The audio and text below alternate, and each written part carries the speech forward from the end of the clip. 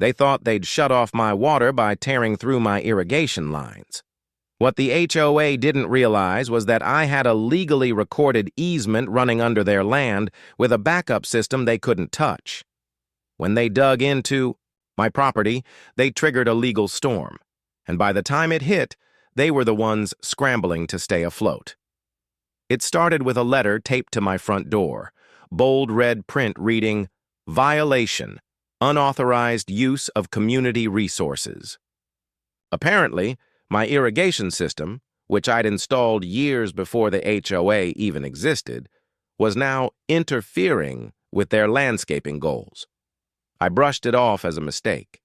My system was fed by a private well, and every inch of the piping was within my property lines, or so I thought. 2 days later, I came home to find trenches ripped across my front yard. Pipes were sticking out of the dirt like broken bones. Water was seeping into the grass, and a smug HOA rep was standing there with a clipboard and a bulldozer crew. "We're removing unauthorized systems," he said flatly.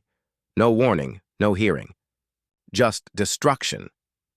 What they didn't know was that I had a legally documented easement from the original landowner, a water line that ran beneath a sliver of what was now considered HOA common space. And not just that.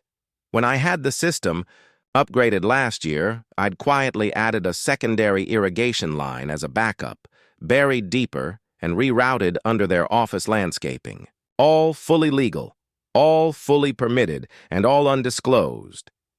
So while they congratulated themselves on neutralizing the problem, my backyard sprinkler system kicked on like nothing had happened. Their confusion turned to panic when their own flower beds started flooding. My backup line had triggered a valve reset, sending pressure the wrong way, and it wasn't my land they were standing on anymore. It was mine by easement, and their unauthorized digging had just violated multiple county ordinances. By the end of the week, I had a lawyer, copies of every recorded easement, and a county inspector at their door. The HOA president tried to play dumb, but the damage was done. They were slapped with fines, forced to repair the lines, and now they need my permission to even access their own landscaping. They tried to bury me, literally. But I had roots running deeper than they ever imagined. For more shocking HOA revenge tales, subscribe now to The HOA Stories, where every rule has a twist.